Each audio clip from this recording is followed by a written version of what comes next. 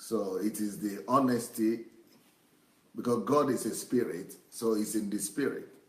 The human mind is not enough to understand God. God is too vast for the human mind. And so no matter how intelligent a man is, it's just like saying that an ant is intelligent.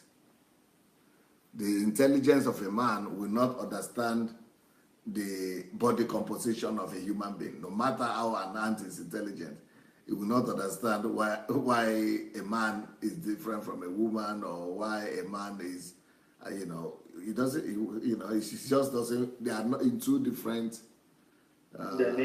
dimensions. So I see. So it's by intellect, nobody can. It's just like a product. Any product can never understand the complexity of its producer. Not even the producer, even of the factory that produced it. Like this cup now, there's no amount of intellect it can have for it to even understand the factory that is manufacturing it. Talk less of the person who set up the factory. That's why I'm like, okay, we're growing in intelligence. It's supposed to be obvious to us that the world is complicated. This individual actually noticed that it's just the absence, it's just the battling with the concept. It's just the problem. Yeah, the more intelligent we become, it is rather the opposite. The more prideful we become. That is the nature of man. We don't become more sensible with intelligence. We become more proudful with intelligence. Unfortunately, that's the way life is. So most people, the more you get to know, the more. It is only in rare cases you will find very, very intelligent people who say, the more I know that I don't know anything. But that's on a very rare occasion. Most human beings will think that the more they know, the more they think they are gods. Yeah, people are full of the product of pride, and that is what Satan is using to trap them, because they are not honest enough to admit to their own frailty and their own weakness. How much will you know before you die? Because you'll be acquiring knowledge till you are 80, and I think you have already captured everything. Then you discover that you know nothing yet, and before you notice it, death is knocking at the door. Yeah. Okay, we have Facebook on. We have David here, Odinaka, Igor 4, Henry, Ayo, Akimboboye, Omorui, Bridget, Sally, BC, Blessing, David, Vivian, Sally, Adebiyi, Flora, Linda. Yeah, a lot of people are there on Facebook. Please go and share the message with your friends, everybody on Facebook.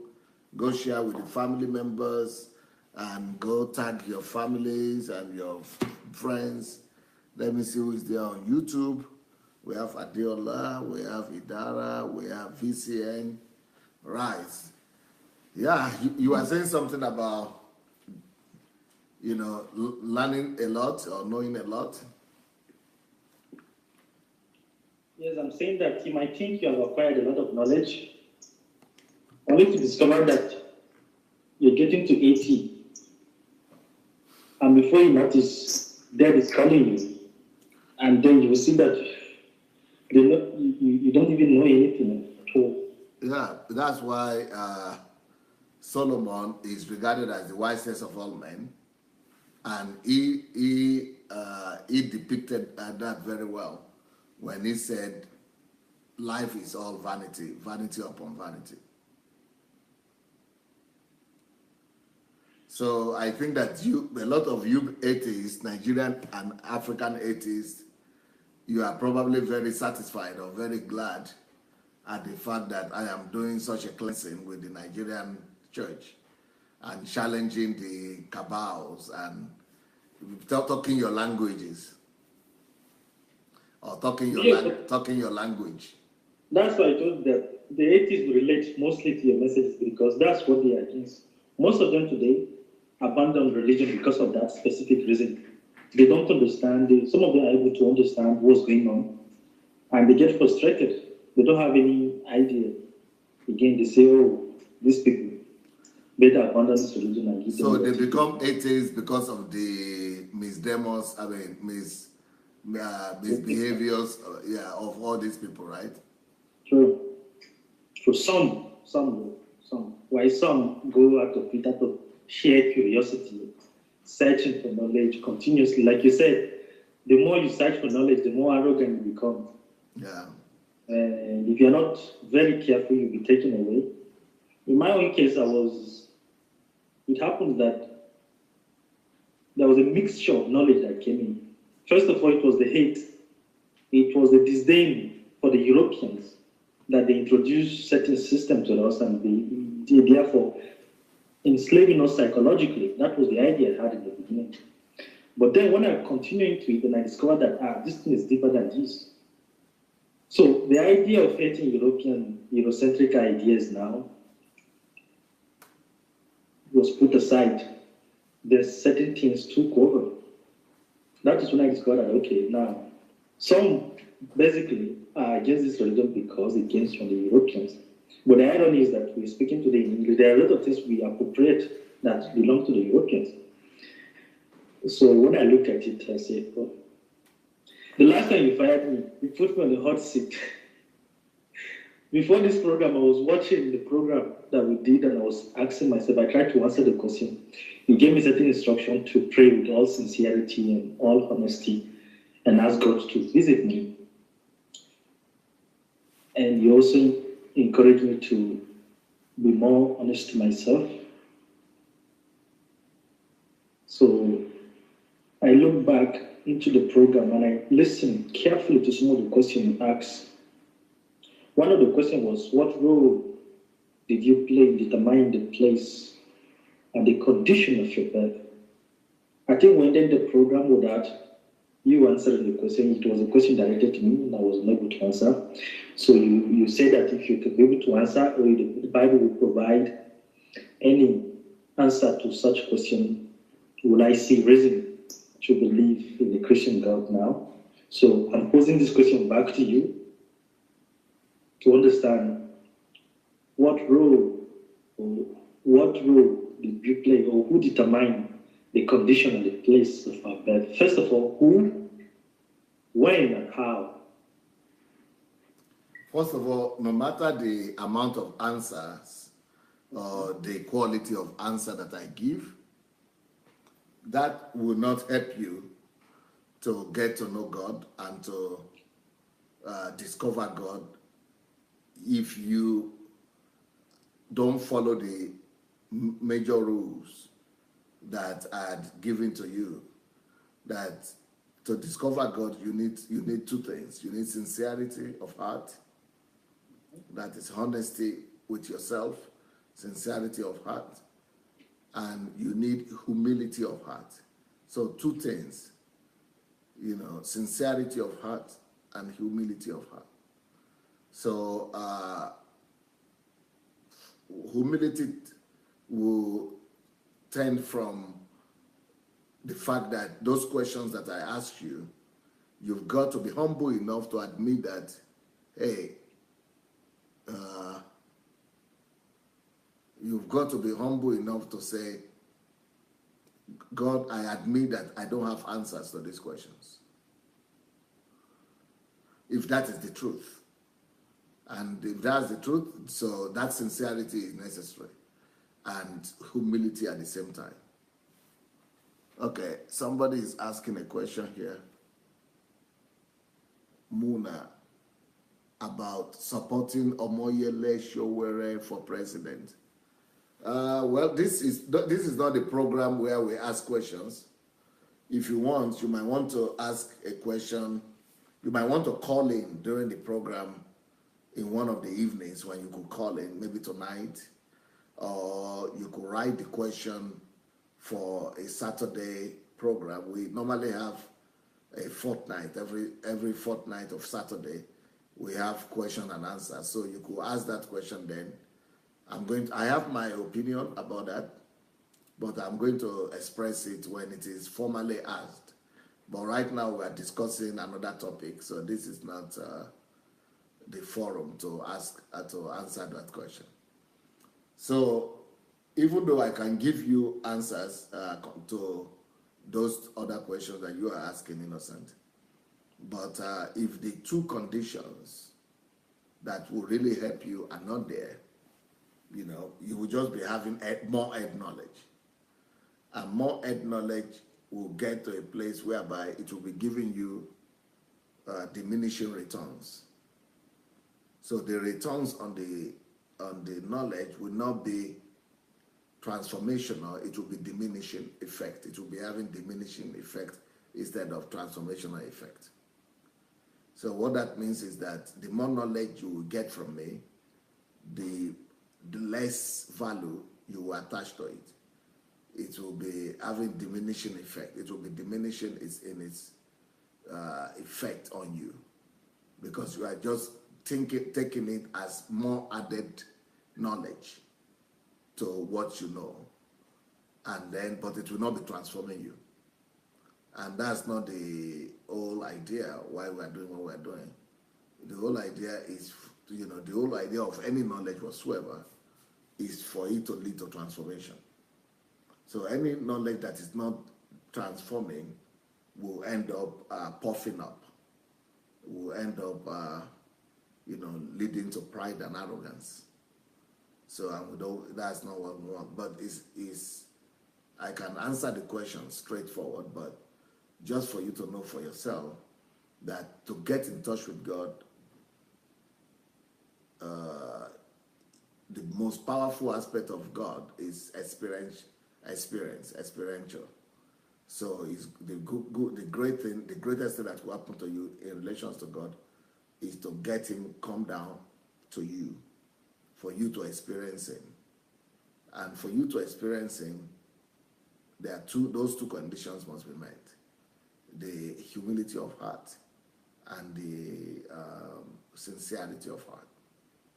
So they go together somehow, but they have to be, the two of them have to be together. Once somebody admits that, I am helpless, and that I need you to help me or to show up if you are there, then the experiential stage will begin where the knowledge stage ends. The same thing when somebody is sincere enough or humble enough to admit to what or to where he is limited, when he's humble enough to admit to his own limitation, then the strength of God comes into bearing. So yeah, it's not a big deal. I can still answer the question, but I would like to hear you before I go ahead, I guess. Or you have to ask the question again. What would you like to hear from me? Because no, maybe if you feel like saying anything. If not, then just repeat the question. All right, okay. The question you asked was that what role did I play? Yeah, I know the question I asked, but I know what you would like to, you would like to hear, what aspect of it, or would you like me to emphasize in my answer, or what aspect of it would you like me to answer, or one answer or two answers? Do you want me to break it down, or just come again with those questions? Yes, I think it's very paramount that these things have been understood. So here we are, experiencing God. I want to understand if experiencing God equates to knowledge, because when one is experiencing something, one is convinced about it. Yeah. But one has to go on to undertake certain research, and the Bible is there to tell us more details about God. So that the only source of knowledge that people have now is the Bible. The The Bible explains a lot of things about humanity, where we come from, where we are going to, where we are, what we need to do. But some people find it, they don't think it's satisfying enough because of certain things that are happening around them. A lot of conditions, a lot of things about human nature, unanswered questions. I discussed this specific topic with some of my friends, and they were like, okay, there is a biological explanation to your question, there is a geographical explanation to your question, and there is a spiritual aspect answer to your question. So if you're basing your question on the spiritual aspect, that's another different case to look at. If you're basing it on geographical aspect, if you're basing it on political aspect or biological aspect, how human found themselves in Africa, or how human, by geography or by setting, they will tell you how some million years ago the earth was one, then there was some kind of volcanic eruption and everything. South America went its way. It's currently happening now in Kenya.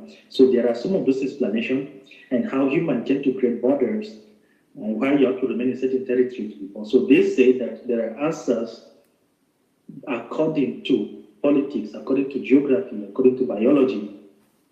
But it's clear that you are actually seeking for a spiritual answers to such questions, because there are certain manipulation that goes on in the spiritual realm for a baby to form. I don't know if the word plausible, if the word spiritual is the accurate word for that, but then there are certain actions, certain energy that goes on to form a child. So right now, I want to understand, because you seem to understand that there are certain laws and there are certain actions which is more of the spiritual aspect. Of course, if as individuals and if as human, we cannot determine our place of birth. So this question now, how can you answer it? How can you approach it, both spiritually, geographically, biologically, and afterward there are questions that still follow it. There are some who get left the ground. So which, so there were 10 questions or 12, 15 or so questions I sent, yes. I gave you. So yes. Give, which one in particular do you want? Is it about your parents, or is it about your place of birth, or is it about, so which one concretely do you want to answer now? The place and the condition of my birth. Okay. I don't have any role to play in it, so who is it? Okay. The place and condition of your birth. Good. To all those questions, there is an answer. And the answer is in the Bible. God has the answers. The place and condition of your birth was informed by the particular objective that God had in mind when He decided to package you. So the place and condition of your birth is called the packaging. Your packaging to be released to the earth. And that packaging is informed by the purpose that you are supposed to play. The goal, the mission for which you are being sent. So let's say I have this product here. It's sulfates. Yes. So that is the product inside. It has a purpose. It has an objective. So the packaging that we have for it, so that we could be removing it from here, and the form of it and the style of it is connected to the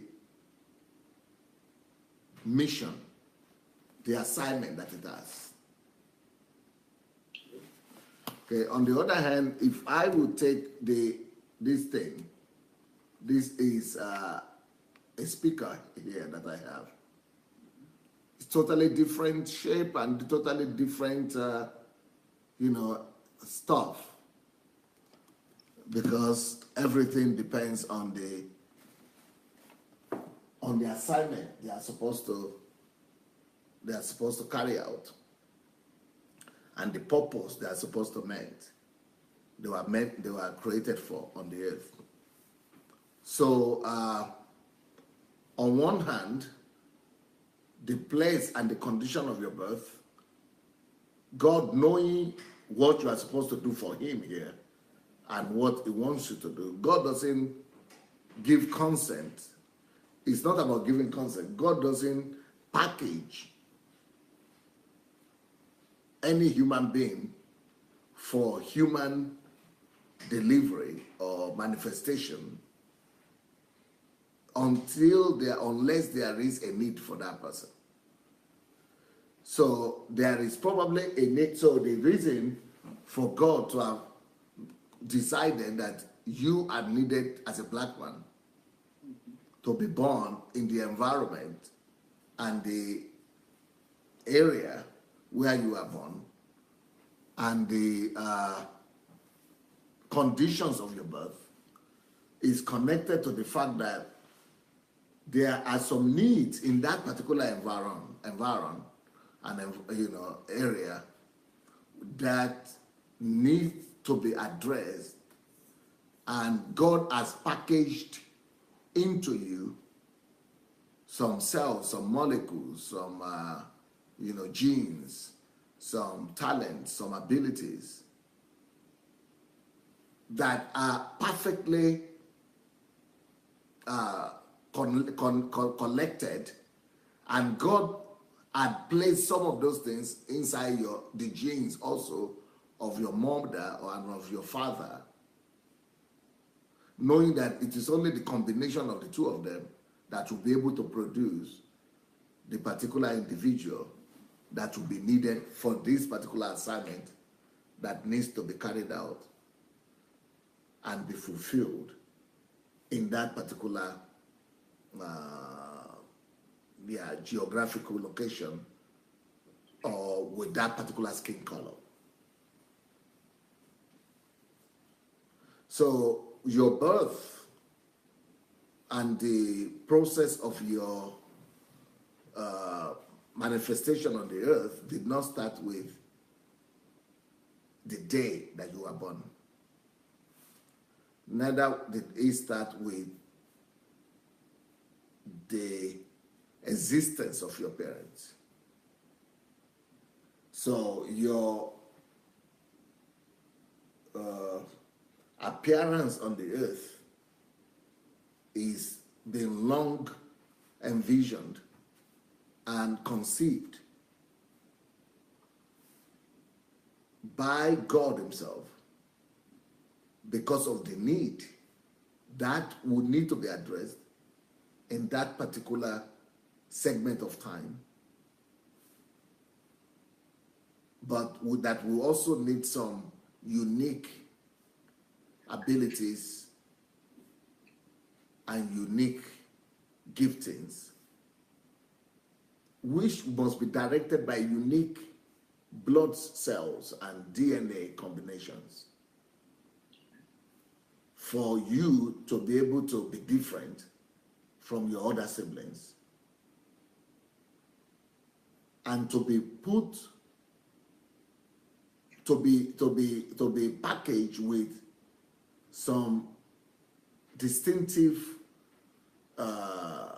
peculiarities. Then, even though your mom and your father are husband and wife and they are giving birth, but because of your own assignment, they have to give birth to you when they are at a particular age, during a particular situation in their lives that is connected to being able to give you the things that you would need to be able to make you come back to address or to be open to addressing the assignments that he had envisioned for you. So that's why I asked the question. The place and the condition of your birth is much more complex, even than your mother and father could even try to attempt to answer. It's pretty obvious that humans in general do not have anything to play in determining where they're born. So it's one of those questions we ask ourselves: how come did the diversity among humans. You have white people, you have who are the Caucasians, you have the Asians, you have the Indians, and the Africans. How this diversity came about? Was it part of the God's plan? And it's really interesting what you're saying, because if I understand clearly, there's a process of a man depositing spermatozoa in the body of a woman for her to incubate it. And there are thousands of these things that are in competition to be able to attend her ovary. So if I understand clearly, the single spermatozoa that was able to fertilize the egg of a woman to produce the life that gives human today is already something that is programmed already. You're trying to say to me that it's programmed, it's already manipulated. It's a law set by God for this thing to happen, particularly that God should specifically, out of the thousands of spermatozoa that are being inserted into a woman, that this specific spermatozoa will meet this woman, get fertilized, and give to life. So how about the case of conjoined twins? You have a situation whereby they give birth to two human beings that are joined together, their brain, their body, their legs are. What happened? Was there anything wrong? Where was God when in the formation of these babies? Two babies that are given birth together with their body joined together, their head and legs, everything. They call it a conjoined twins case. What happened in that process of their formation? What is their destiny? What is their purpose in life? With them being created conjoined. All right. Even when we have conjoined twins, before I even answer that question, I will give you the opportunity to answer it by yourself.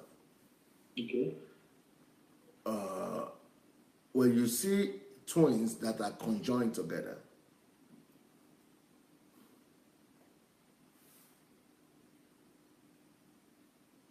what is conjoined?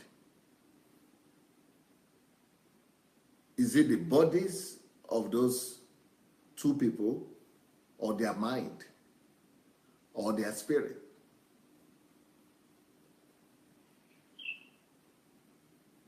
Is that a question? Yes. Well, their body, biologically, they're physically joined, first of all. And their mind is joined. They have this shared brain. You have a situation where two heads, you have a head by hand, eyes, and of course a single brain that connected the head. So what is joined? Is it the mind or the body? Both the body, we can assume. Because you wanted to say the mind, but you said you now gave the right answer, which is the body. I'm not an expert in that, so I don't know much. No. Even if you think deeply, much more deeply, you will know that it is not the mind. The mind cannot be conjoined together. It is the body that is joined together. What is the mind? If it is the mind that is joined together, then there will be no dichotomy in the personalities and their thinking process. Then you will not be able to separate the thought of the two.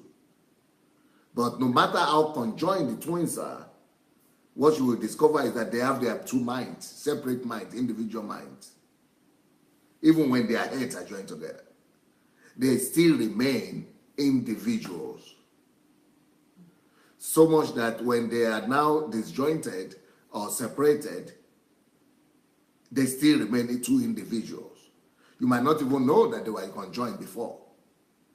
But even while they are still together, their minds, despite the fact that their heads are together, their minds are still independent. So when I say that you yourself can answer the question, it means that in the real sense, conjoined twins is not a working of God. Okay. Conjoined, so it's like you are drilling me to go deeper than I think it's necessary into this explanation.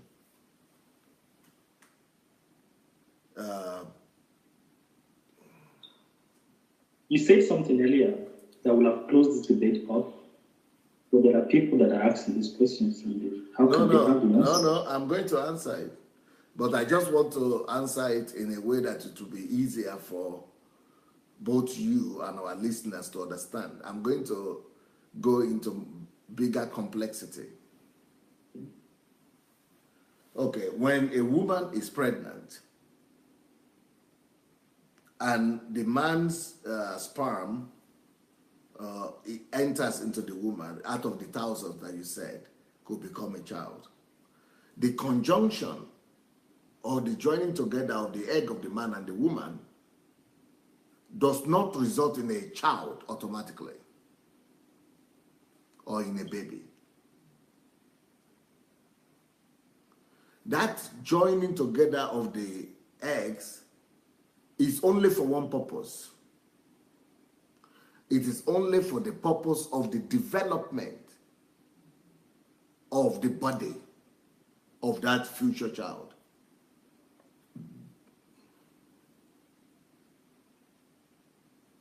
So what God needs the egg of the man for and the egg of the woman for is only for the formation of the bones, the material aspect of the human. But that bone and skin and all tissue, all these things that we have, the material body that is needed, that comes from the husband and the wife, that is the least part of the human being. And that is only needed because that man that is about to be born, or that child that's about to be born, needs to function on the earth.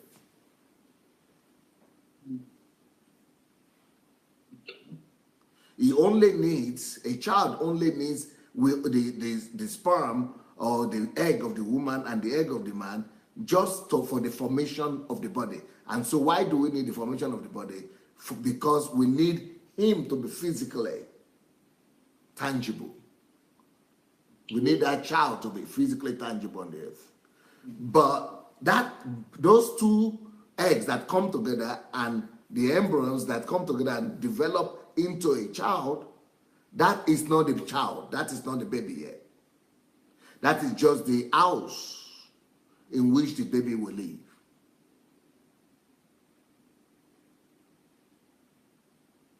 But there is a greater and a more complicated miracle that happens, which doctors cannot explain. The doctors can only they can only tell you the fact that a child is born. If they had been able to explain it, they would have been able to produce children without men and women. But we cannot. We cannot produce life. We cannot replace life. We cannot generate life.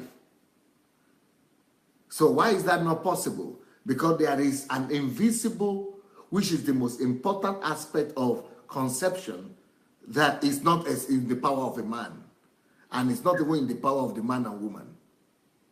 Just like saying, but right now you said something. You said out of the millions of sperms, the eggs that men have, one only enters and conjugates to become that child. So the question people ask is that why that particular one? Why? Actually, with the amount of sperms in a man, do you know that it only takes 18? Is it 18? Is it 18 or 38? I think less than 50 men. Maybe I forgot. It's either 18 or 58 men to impregnate all the women in the world. To impregnate all the women in the world. Huh? Yes, I think it's something like that. Yeah, I think it's less than 50. Let's say 38 or so. Less than 50 men can impregnate 2 billion women in the whole world.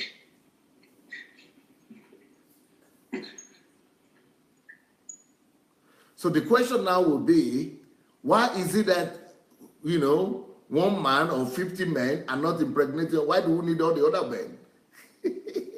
If 50 alone can impregnate all the women on earth. Why is it that, why do we need all other men? Well, that's another question. But let me go back to my answer, provide the answer for you. So what I'm saying is that out of the million sperm that is released, why is it that that particular one, only one, gets to impregnate, that becomes a child, or sometimes it is 2 or 3 or 4, but still 100 or millions of them still have to perish. So why that? What happens is that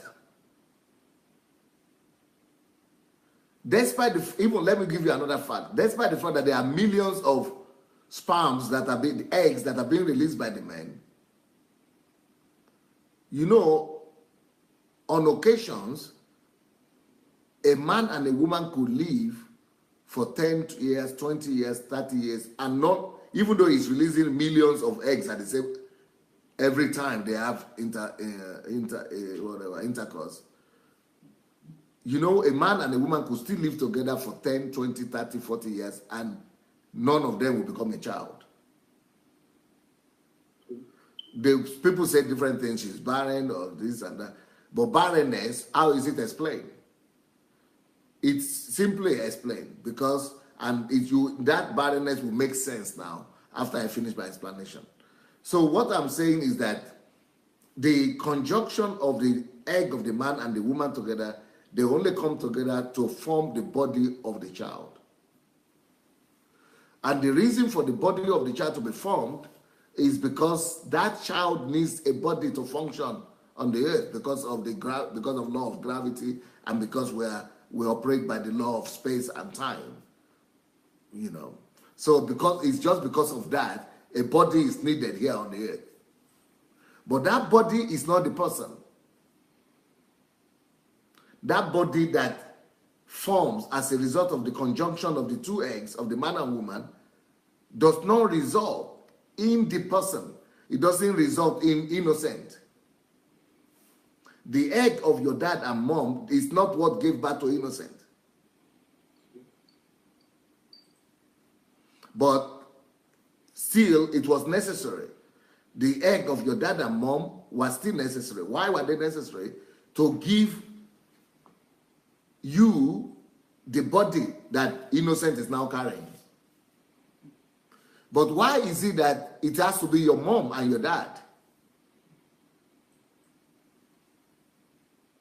If it is just body that is needed. It is the reason why we still need that body and that particular unique cell that conjugates with that particular unique woman cell is because even though you have the same mother and father, but that uniqueness in all the millions of eggs that were there is needed to be able to differentiate between you and me. So that importance of the conjugation of the eggs is necessary, and the timing is necessary, and the particular egg that comes through is necessary, so that even though both of us are from the same father and mother, and we are both black, from the same country, from the same father and mother, but because of the particular conjunction of that particular egg to that particular egg, it spells out the uniqueness of each one of us that cannot be repeated. But that uniqueness is needed for the recognition and separation of our features, body and physical features. Only. Body and physical features. Okay. So when the children that you are talking about, the semen's children, or the conjoined twins, when they are giving birth to like that, what is the problem? The problem is not with God. The problem is with the conjunction. It's a biological process that is happening there. It is on the level of the blood body and the flesh. But that still doesn't make that particular person human. that even that conjunction is not what determines your humanity.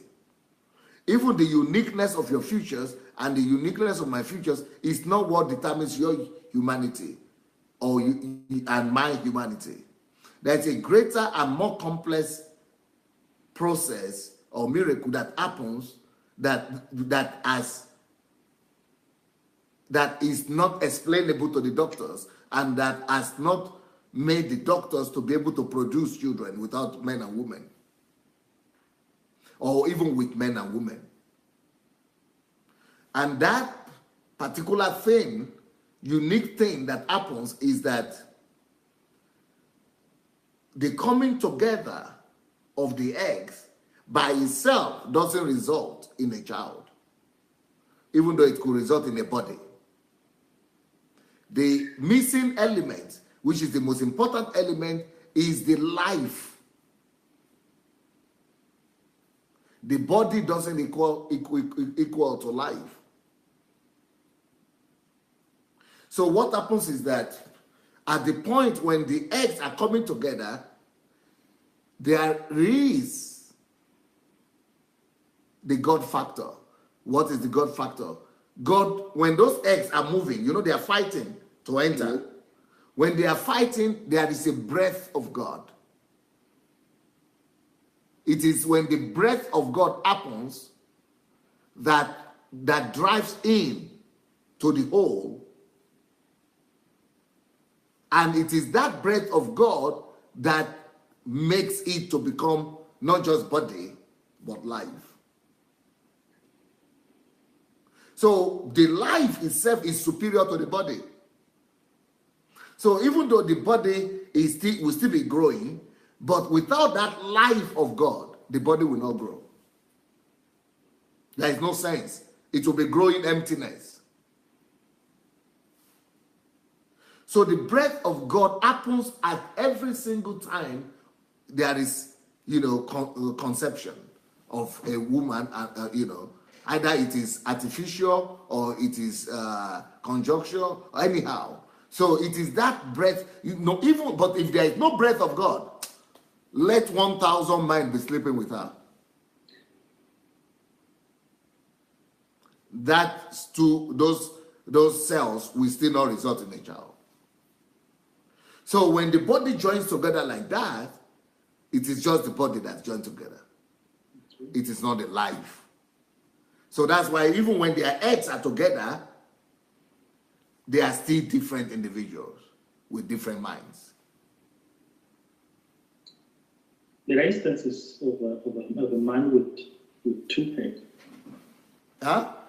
There are instances with a man with two heads. I think I saw just a few days ago on Facebook, but it was a friend who shared it on the group, but I've forgotten to.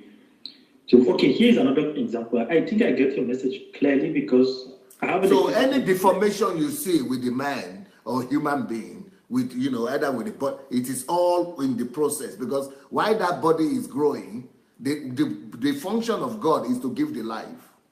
Now there are different conditions of the man and the woman at that point when the baby gets into them. Sometimes it is the mutation. There might be a mutation of the cell of the man, or a mutation in the cell of the woman that could lead to disability, or it might be some disorder or something in the process of growth, or a woman can have an accident, or she might misstep or anything could happen, or might abuse something, a substance or medicine, or things could happen.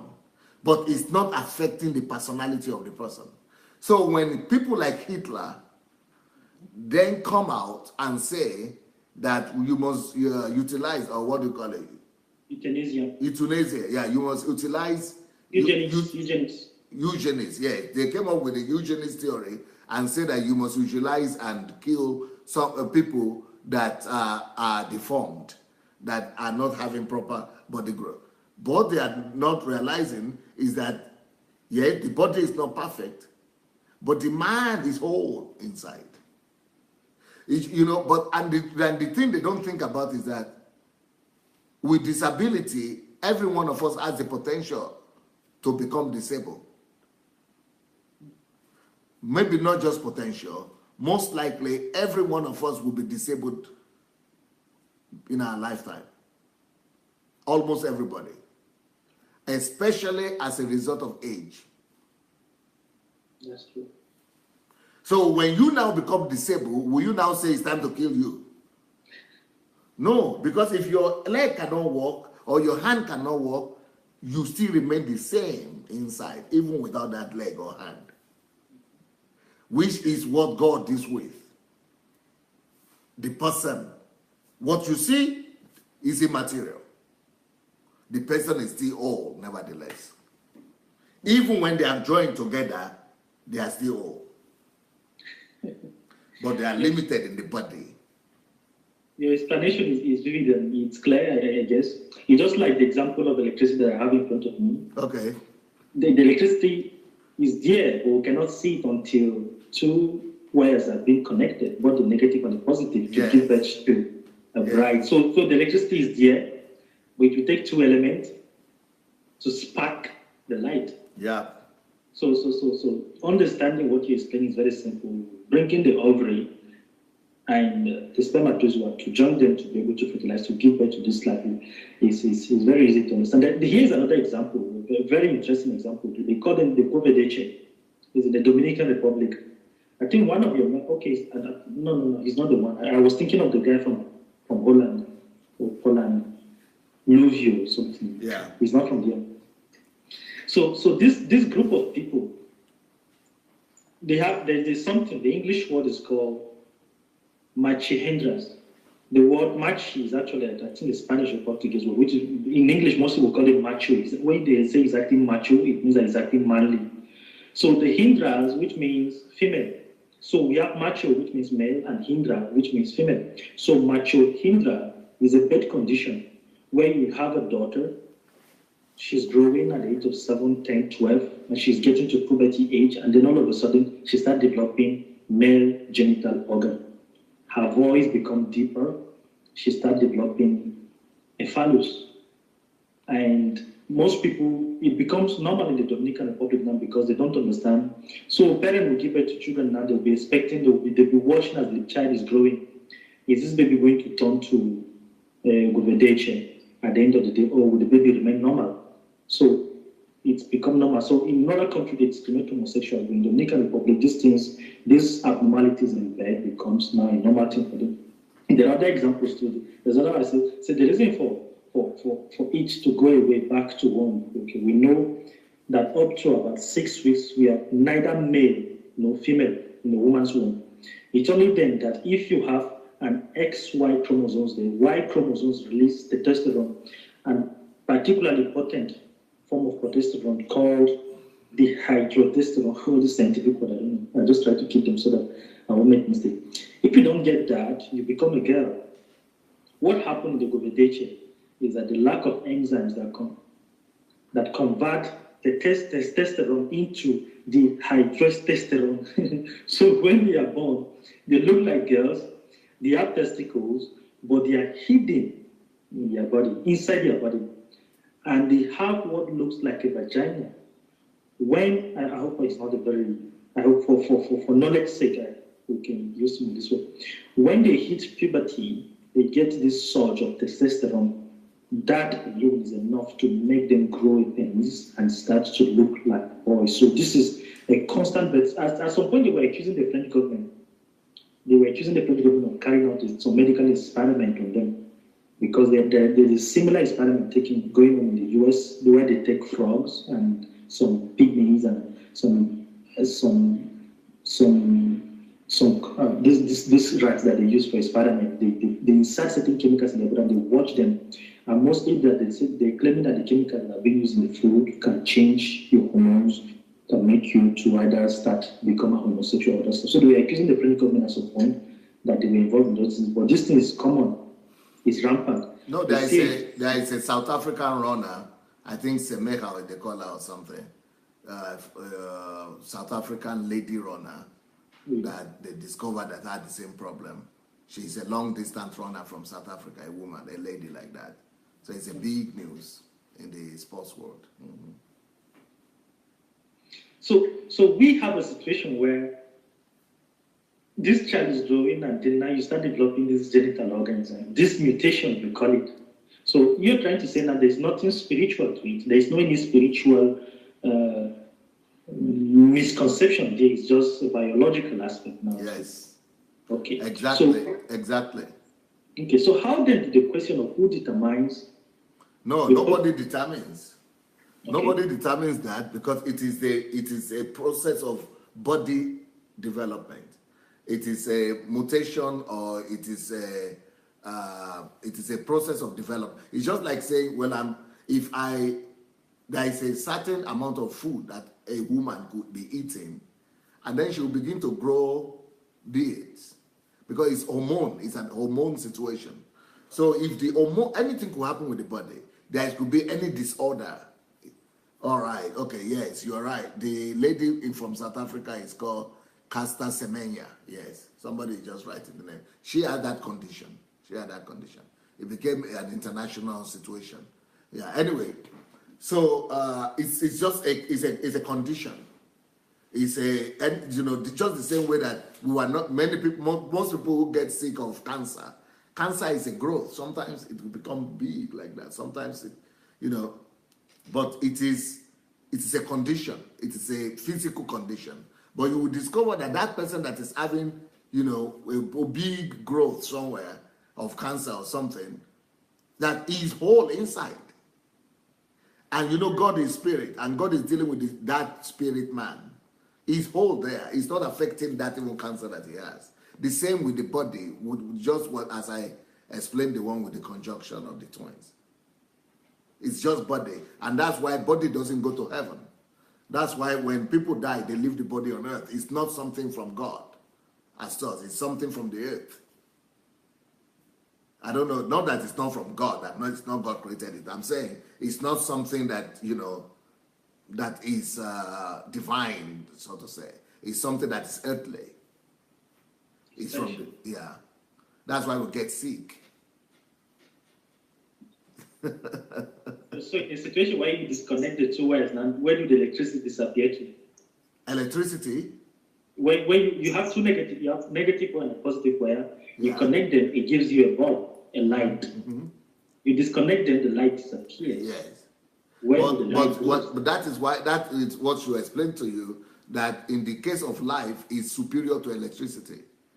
Because in the case of electricity, the light will disappear. But in the case of life remains. And the life of the person is remain, because the principle is even higher than the principle of electricity. So that's why no matter what is happening to the body of a human being, as long as that human being is still alive, his life remains in him. And when it comes to men and women, God says, in God's eyes, when we get to heaven, there will be no man, there will be no woman. So there's an explanation in that. The woman and the woman is necessary just because of the functionality of the earth and the need for the earth, and because of the conditions of the earth. But when we really get back to heaven, that's why you said, biology says when a child is forming in the wonders womb, there are some few days or weeks when it's not really a boy or a child, because the way they come from God, God gives life to the person. So that's why Jesus had to bring equality between men and women. And that's why in Genesis, God just created man. And the word man in Genesis is not referring to a man or a woman. It's just referring to the word human. So that's what God created.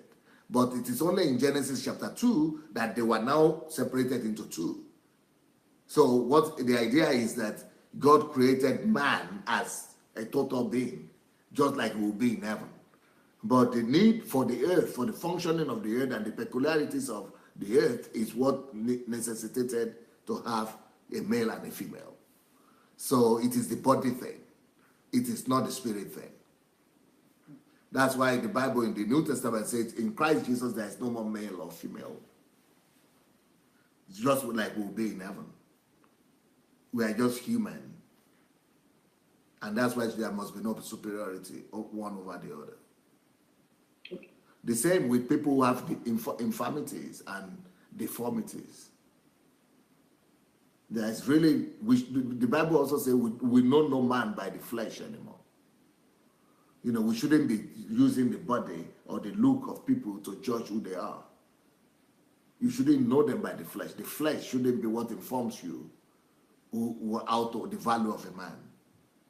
The value of a man supersedes his body or his look or his condition. Okay, I quote the thing, what you said last week.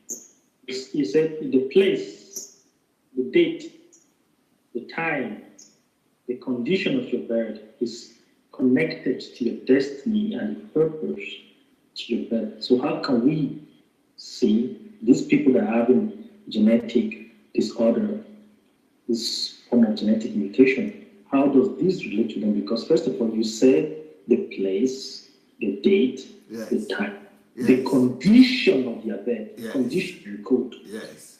is connected to the purpose, yes. to your destiny. How? Yes. What is the Bible? For example, do you know the person that is called Ben Carson? Yes. Okay, why did he become famous and what did he become famous for? For the surgery he performed on dividing, I think, the brain of twins, or the twin of separating the brain and just. The very same thing you are asking me now, because if not because of those twins that were jointed together, the place, the condition, the birth, which is totally unique. If they had been giving birth to separately, like every other twins, you would not know the name of Ben Carson today. Also, because of that, and thanks to that, those two twins, they are some of the most famous doctors now in Korea. And they are already famous from the very first day of their birth because they become a reference point. And even the ones that are still joined together, those people that are joined together, they are more famous than I and you today. That's true. That's true. So also could be said about Nick Vujicic, for example, that doesn't even have any of the things that to join together with anybody. He is more famous than all of us, too. You see, there is a purpose, even in the most absurd of things to the human mind. Okay. So now there's a bit of spirituality, bit of biology, bit of geography now. So everything, yes. Everything is connected together. God had everything in mind. That everything would not be in vain. The condition of your birth, the place, the date, and the condition of your birth, they all inform, they are connected to the purpose that God and the assignment that God has for you. Now, the guy that is without the arms and the feet and everything is fulfilling his purpose in such an active way that even people that has everything, for some reason, they are not as good as in what he's doing. Because in him, in the spirit realm, because a man is a spirit, he is totally whole. Just like the people who are joined together, they are totally whole, even though their body is conjoined together. And but then, like I said, if you go to the video, if you go to YouTube now and see the number of people who have watched their video of conjoined together with their head, with all the limitations, you discover that they are even more famous than all of us. So you wonder which one is better at the end of the day.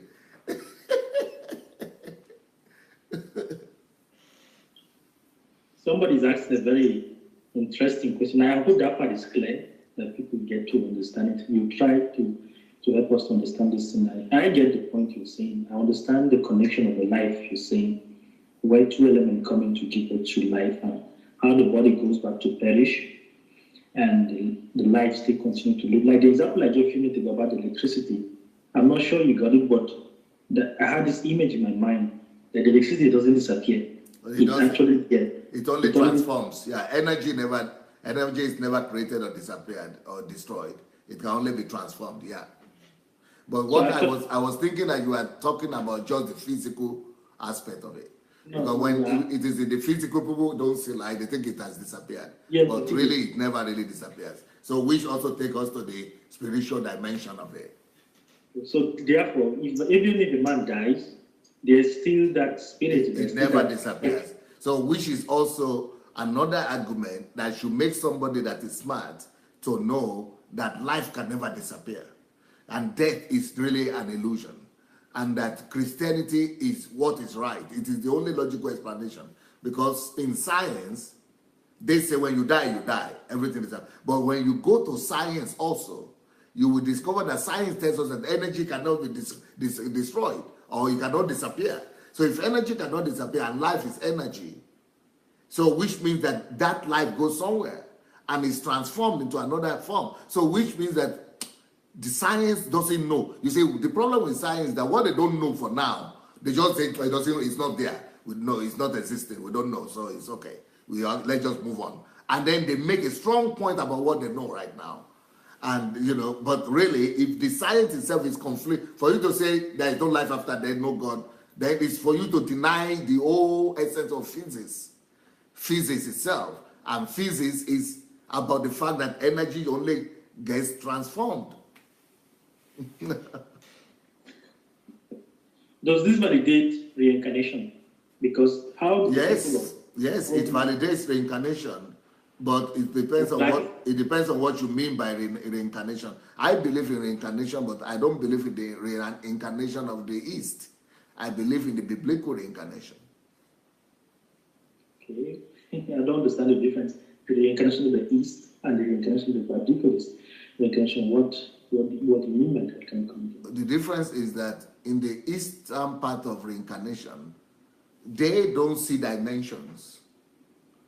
The Eastern philosophy thinks that any living being that dies reincarnates, but it could be reincarnated on any form of living being as well.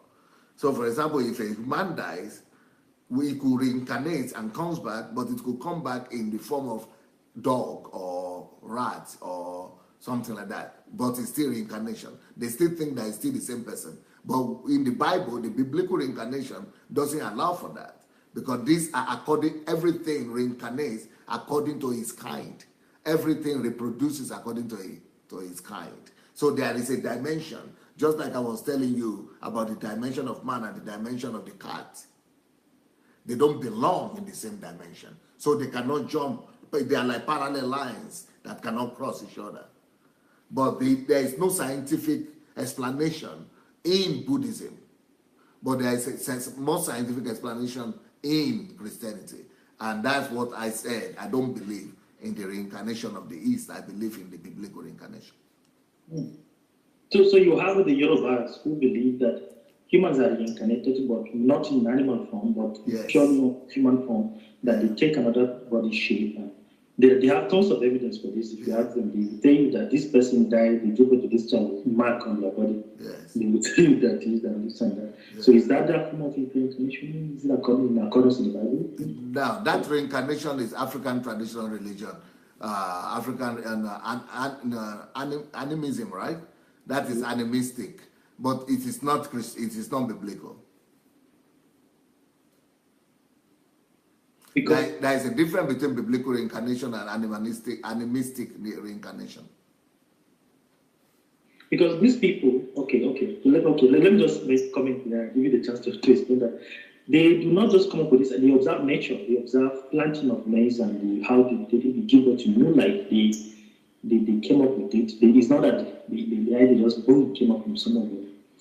But they're not certainly contradicting God. They're certainly saying that life continues, life is an energy that it regenerates, it comes back in different forms. So how does it differ? Is it because it's African that it's evil? Or? No, it's not evil because it's African. It is just that there is no comprehensive explanation in the Yoruba incarnation or reincarnation, which I know very well. But any observation that you said they have proofs, of. I know this from very small child. I was studying it myself. I have all those evidences. I have different stories that I could tell you about. And the explanation is that all their evidences is only connected with the body.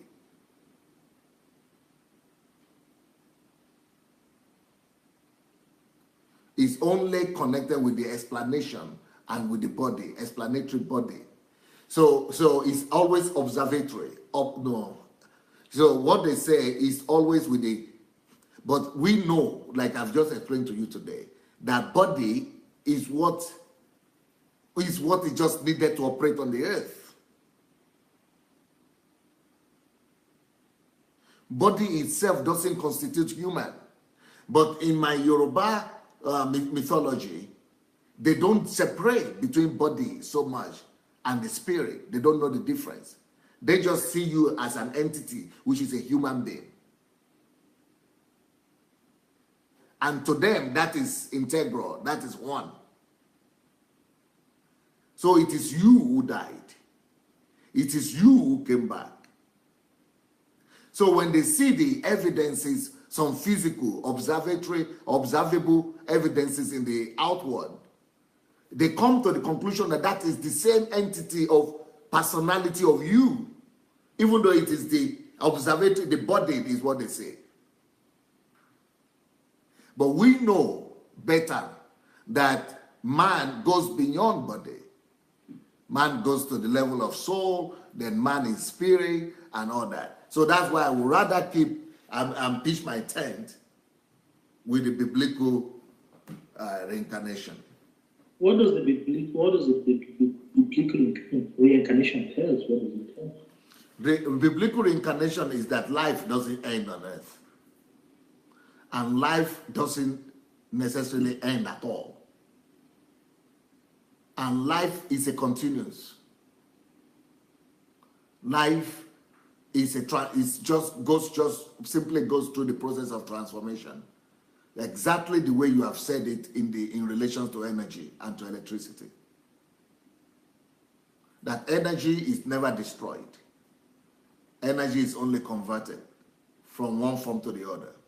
So when a man dies, the body is not the man. So you dispose of the body.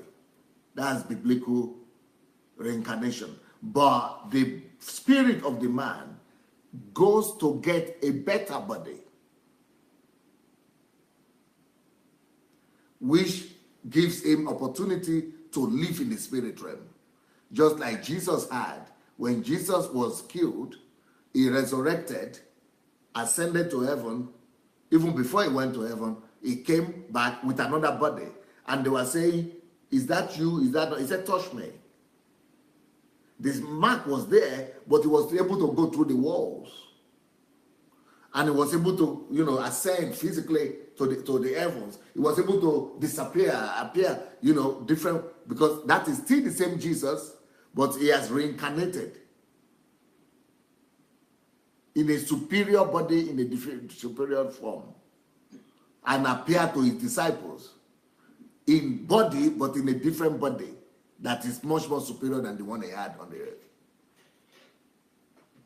Which confirms also another thing in philosophy and in science, what do you call it?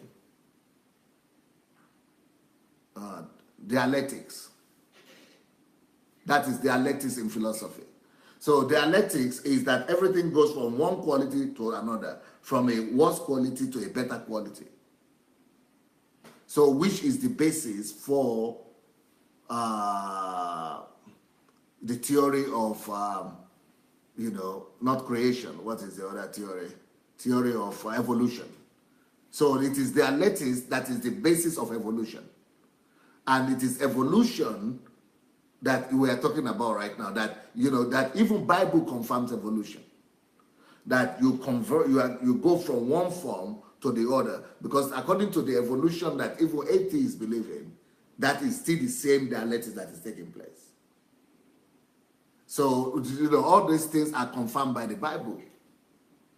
But they are scientifically based. Bible is scientifically based. But unfortunately for Christians, These things that I'm explaining to you now, Christians might not be able to explain to you.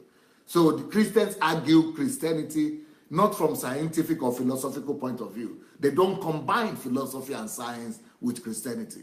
They tend to separate Christianity from philosophy and separate Christianity from science, and and just want to make it religion. That is when there seems to be conflict between faith or Christianity and science, and that's why we have atheists. But unfortunately, the atheists also don't know that these things are there in Christianity. They don't know that the arguments that they are using to oppose Christianity is actually a Christian argument, and that it is there in the Bible. Only they are not so deep. Just like Christians don't know enough in most cases, they too don't know enough in religion. They just know the general thing that they hear other Christians talk about. But when they talk to me, someone like me, they say, so what? We don't have any problem now. It's the same thing.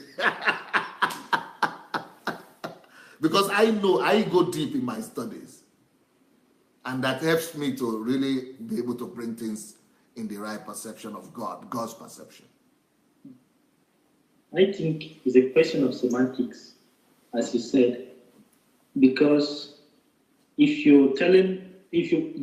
are two words, they mean the same thing, but it's just how you decide to see it. If you say witchcraft, somebody will just say, hey, that's superstition. But if you tell that person science, they will quickly believe you, because they attach meaning to these two words, because there's no difference between witchcraft and science. Although because if you observe the way they manipulate their forces, the witch is somebody who tries to manipulate the energy, the force, to be able to give a result to certain stuff. They play this energy, they try to combine them they use elements to be able to produce another energy. Likewise, science, we can be able to talk today. Yeah, just like in Nigeria, for example, you have these pastors that are using extrasensory perception, which is scientific, but that's the scientific language. So when we talk and say these people are using witchcraft, so we say witchcraft? No, it's not witchcraft. It's science. Oh, if it is science, it's okay. Yes. If it's science, it's okay, but if you say witchcraft, no. Yeah. So it's just the employment. That's where the confusion comes in, because the Bible is written in a specific manner. They employ certain words, this different literature to explain certain stuff. Science speaks with different language, so it becomes difficult for people to be able to understand. For instance, somebody asked a question that what's the difference? Does the spirit grow? Will your spirit grow? The person wants to understand if the spirit of human grow. What is the spirit of human? Is there any, somebody will say this person is in a higher dimension of the spirit. What does that mean actually? Does it mean that this person has better understanding of the spirit? So when you talk of understanding, you get to notice that actually dealing with knowledge. This person knows something that you don't know. Yeah. Therefore, you think that this person is mature in the spirit. Yeah. So you see that it's not. So the difference is in the words that you employ when speaking, when you say this and what it says to other people. But it goes beyond the words. It goes beyond the words to the knowledge. What you don't know. True. Yeah. You were speaking, and I was grappling to understand what you were trying to say when you were explaining the biblical reincarnation, because that word reincarnation in English actually means reincarnate. Carnate, which means flesh, it means palpable, it means something that you can touch and feel it. But in the biblical sense, to reincarnate doesn't mean that you take another form of flesh that is palpable. It means you transcend. So I was trying to look for the words that actually fit to that explanation, and I just found the exact word, which is not reincarnate, actually mean to transcend, which is actually the reality of evolution. Because you evolve, you transcend to a higher body, you don't reincarnate, because reincarnating means taking another flesh, taking another form of a palpable No, flesh. it depends on how you describe the word reincarnate. If I go to the to the dictionary now, I can go and check it. You will see that reincarnation is also described as the transformation of life from one life to another life, or the coming again of life in different form.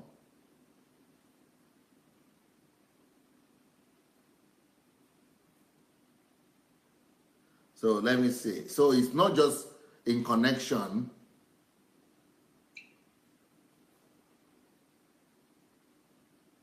Okay.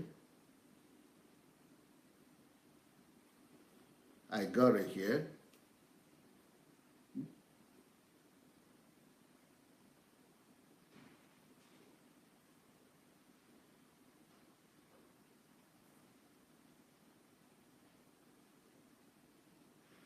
The point I was trying to explain is the etymology of the word, because carne, which means flesh. Okay, see it here. It says the meaning that it gives here is one. The rebirth of a soul in another body, which is not necessarily flesh. That's number one meaning. Then second meaning, a person or animal in whom a particular soul is believed to have been reborn. Right? That's number two meaning. Number three meaning, a new version of something from the past. A new version of something, of a life from the past. So in Christianity, this is also reincarnation. The life that I used to have now, that I'm having now, is going to reincarnate into another body and into another life, but in a new version. Okay. I personally think that is transcendency, the version of the yes, Christian which is true. Your body, you do not take another flesh, palpable flesh, but you transcend to another dimension. But you because see, this flesh, the body that the Christian is taking, is not palpable to human. It's not palpable, and there are certain. It's not subject to hunger or to diseases or other stuff. It's not mortal, yeah. Yes. So what I'm trying to say is that the etymology of this word reincarnate. Yeah. The word carnal, which means flesh, which means that's why we have the word carnal. Carnal, something fleshy, something earthly. So that word actually means a body, a flesh, something solid. Something but I just went into the dictionary now. You know, any word will always have 1, 2, 3 understanding to it. You know, so it could be the way you are saying it. It could also be the way the dictionary says it. So it could be another body.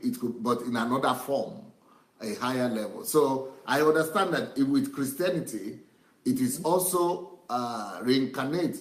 You know, you might not use the word reincarnate, and most Christians don't even like the word reincarnate, and or you know, they don't like it, and because it reminds them of Eastern religion, and it reminds them of Buddhism. So they said, no, we shouldn't even use that word.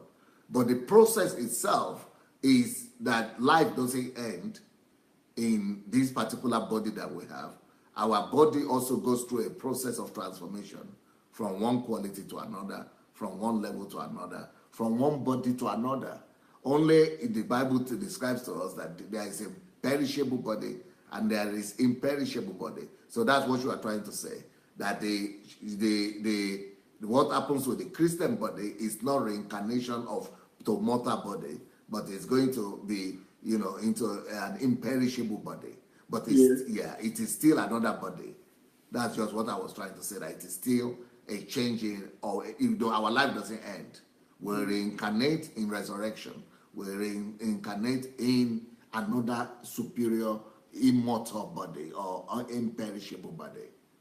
But we don't just perish, like we transcend. We transcend, yes. We transcend from earth to perishable body. Yeah, not just from body, but when it comes to if you want to use transition that we transcend, then that will actually mean talking about the two worlds, that we are transcending from one world to the other. But then we get another body in the process, yeah.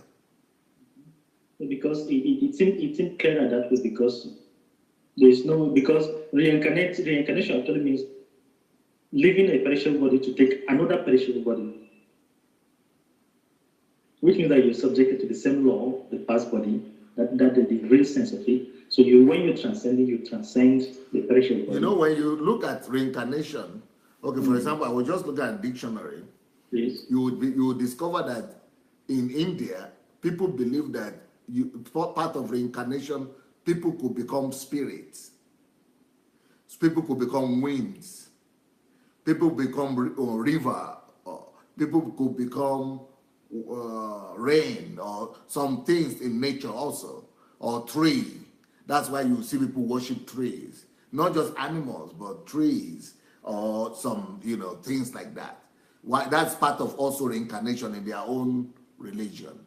They think it is also reincarnation. So when they believe that that tree is the life of their grandfather that was there, they turn it into a whole big stuff and begin to bring food to you. You cannot cut it, you cannot, all kind of things happen like that. So different people have different interpretation to the word reincarnation. But like I said, I don't pitch my tent with the reincarnation in Buddhism. I don't put my tent with the reincarnation with my own Yoruba religion, my own understanding. The reincarnation that I see and I find to be explainable to me, better explainable, is the reincarnation of the Bible, which is what you call transcending or transition from one level of life to another, to a better level of life. Transcendency. Powerful conversation. I think I get it now. I get it. Sorry? No, I think I get your point. Yeah, so when it comes to the twins, to the conjoined twins, we are only dealing with the body. And that's why nobody will say, that's why to argue that science is not a creation of God or it's not a blessing is foolishness. Because when things go wrong in the body, that's why we need the science. And God gave the knowledge for that science. And that's why, thank God, the science of medicine could bring order into a situation when twins are joined together like that. I'm just trying to see comment of what Carl incarnation. Yeah, you can read a few comments. We are almost finished anyway. It's just about. Yes, that we have exhausted it. Yes. Okay, there is Chris R. says that the karma in reincarnation, incarnation refers to flesh or meat of the human body. Thus, incarnate means in the flesh. Reincarnation is a word that means to be born again in the flesh. It refers to being reborn and is generally associated with the belief that when people die, they will be born again into a new body. So I think he's still reinforcing the idea that you still take the perishable body from another perishable to another perishable body. Yeah. But if you're leaving the perishable body to a higher body that is not perishable, it means that you're transcending. Okay. How about somebody transferring their spirit into another person's body? Which one is that one? No, somebody's asking that. How about somebody transferring? Somebody's asking Is that. Is that a form of reincarnation or what? No, say how about. I doubt very much. He say, how about somebody transferring their spirit into another? Somebody transferring the person is involved in the process of transferring the spirit. I doubt very much. I think it's some kind of our old superstition. But somebody has a question for you. He say, rebel. Say, but Jesus was not reborn, but came from one form into another. My understanding from the spirit to flesh. Okay. That he came from the spirit to flesh and led the flesh to the spirit. He said, but Jesus was not reborn, but came from one form into another. Here's Helen D. She's saying that they believe that the soul, upon death of the body, comes back to earth in another body or form. Lukeman and Kadar said that within the religion, there are also 7 angels and believing. That's the Eastern understanding of reincarnation. Yes. I guess. Okay, somebody's laughing. Somebody's saying this is big. Mariam, don't go. Mariam sounds Hausa. Yeah, she could be Hausa, but Hausa from, I think from Ghana also. Oh. So Helen D said, they will say that she's trying to say what Christian will say. That the Christian will say that only the spirit man will understand. Stephen here is saying that what you said about Jesus Christ, that but his body got disappeared at the tomb where he was buried.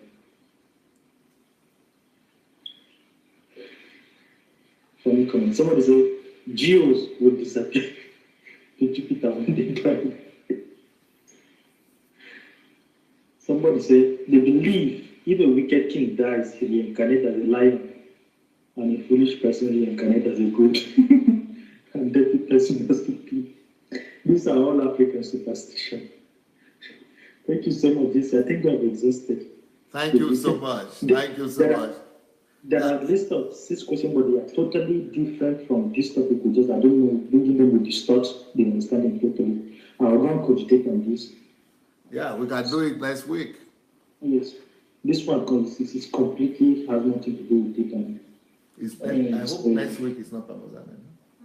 Yeah, we can, you know, today's conversation is very, very fruitful and very, very nice. So we can end this one on this one. But then, you know, next time you can pick on any of those new ones.